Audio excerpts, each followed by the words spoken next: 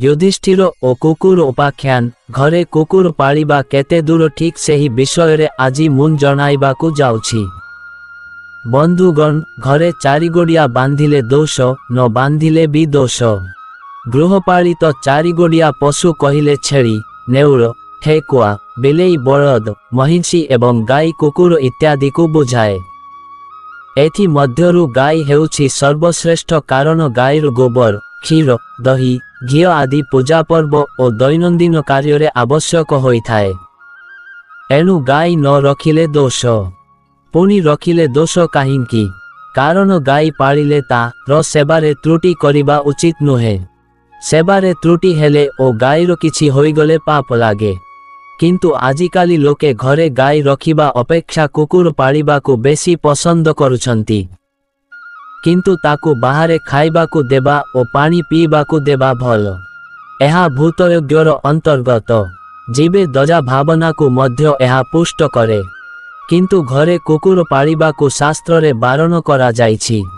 महाभारत रे अछि जे घरे कुकुर पोषिब तार स्वर्ग को जीवार अधिकार नाही। एपरि कि ब्राह्मण देवता और पितृपुरुष माने ता घरु पानी पाआंती नाही। महाभारत स्वर्गारोहण पर्व रे युधिष्ठिर और कुकुर उपाख्यान अछि। श्रीकृष्णଙ୍କ देहत्याग परे सम्राट युधिष्ठिर राज्यभार परीक्षितଙ୍କୁ देई संन्यास नेबाकू इच्छा कले। एही समय रे देवता और ऋषिगण आसी तांकू स्वर्ग जीवा पाई परामर्श देले। एनु 5 भाई और पत्नी द्रौपदी बळकळ परिधान करी यात्रा आरंभ कले। बाटरे गोटिए कुकुर तांको सह चालुथिला। गिरिराज हिमालय उपरे चढ़ी तांकू सुमेरु शिखर को जीवाकू पड़िबो। बाटरे द्रौपदींको ठारू आरंभ करी शेषरे भीमंको पर्यंत जनक परे जने खसी पड़ी प्राण हराइले। किंतु कुकुरटी शेष पर्यंत युधिष्ठिरंको पछे पछे चालुथिला। स्वर्गद्वार रे पहुंचिबा परे इंद्रंको रथ आसी पहुंचिला। युधिष्ठिरंको स्वर्गकू नेबा पाई इंद्रंको सारथी मातली रथ चढ़ाउथिले। मातली युधिष्ठिरंको अभिवादन करी कहिले, महाराज आपनंकू नेबाकू मोते इंद्र पठाइछंती, आपण रथरे बसंतु। युधिष्ठिर किंतु निजे रथरे बसिबा पूर्वरु प्रथमे कुकुरकू बसाइबाकू चाहिले। मातली कहिले, एकी कथा आपण धर्मात्मा तेणु एकमात्र आपनंकू स्वर्गकू जीवार अधिकार अछि। कुकुर एक अपवित्र मांसाशी प्राणी, से केमिति जाई पारिबो? ता छड़ा शास्त्र रे अछि कुकुर पालिबा लोक स्वर्गकू जाई पारंती नाही। युधिष्ठिर कहिले, मुन ए कुकुरकू पाली नाही, किंतु से एते बाट मो पछे पछे आसीछि। से मोर शरणागत। मुन राजा क्षत्रिय, शरणागत को रक्षा करिबा क्षत्रियर धर्म। मुन मो धर्म त्याग करि पारिबी नाही। मातली कहिले, आपण सीना पुण्य बलरे सीधा स्वर्ग को जीवार अधिकार पाइछंती, किंतु कुकुर केमिति जाई पारिबो? युधिष्ठिर कहिले, ता हेले मुन मोर सबु पुण्य ए कुकुर को दान करिबाकू प्रस्तुत अछि। आपण ताकू स्वर्ग को नहीं जाआंतु। एहा सुनिबा परे कुकुर निजर स्वरूप प्रकाश कला।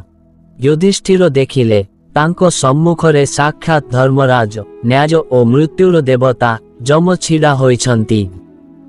स्वयं धर्म कुकुर रूपरे युधिष्ठिरंको परीक्षा नेउथिले। एही समय रे इंद्र और अन्य देवता माने भी पहुंची जाइथिले। युधिष्ठिरंको न्याय परायणता और शरणागत वत्सलता देखि जम और अन्य देवता माने प्रसन्न होई तांको आशीर्वाद कले। जमराज युधिष्ठिरंको कहिले, हे राजा आपनंको परि निस्वार्थ व्यक्ति ए पर्यंत ए भूमंडल रे केही जन्मी नाहांती। एक सामान्य कुकुर पाई जीवन सारा अर्जिथिबा समस्त पुण्य त्याग करिदेबा पाई आपण जेपरि प्रस्तुत होई गले। एथिपाई मुन तुम प्रति अत्यंत प्रसन्न। आपणଙ୍କ हृदय प्राणीଙ୍କ प्रति स्नेह और करुणारे पलावित हेउछि। तेणु स्वर्गलोक ही आपणଙ୍କ पाई उपयुक्त धाम। ता परे महाराजा युधिष्ठिर इंद्र जम और अन्य देवता मानଙ୍କ सहित युधिष्ठिर रथरे बसी स्वर्ग को गले। एही आख्यानरु एतिकी शिक्षा मिलिला जे प्राणी मात्र के दजा करिबा मनुष्यर धर्म, किंतु घरे कुकुर पालिबा अनुचित। केवल सबर श्रेणीर लोके कुकुर पालती शिकार साहाय्य करिबा पाई। पुलिस विभाग और सैन्य विभाग रे विशेष जातिया कुकुर को तालीम देई तार असंभव घ्राण शक्तिर उपयोग करा जाए बोमा आदि ठाब करिबा पाई। जदि कौनसी धनिक श्रेणीर व्यक्ति निजर धन संपत्ति जगिबा पाई कुकुर पालिबा निहाती आवश्यक करंती तेबे कुकुर पाई घर बाहरे एक स्वतंत्र कुकुरशाला तैयारी करिबा आवश्यक। कुकुर को निज घर भितरे रखी निज खट उपरे चढ़िबा, पाखरे शोइबा और चेयर बा सोफारे बसिबा को सुजोग देबा उचित नुहे। बंधुगण, भिडियोटी भल लागिले भिडियो को गोटिए लाइक एवं आमर सत्य गाइडर यूट्यूब चैनल को सब्सक्राइब करिबा को भूलिबेनी। धन्यवाद। जय श्री कृष्ण।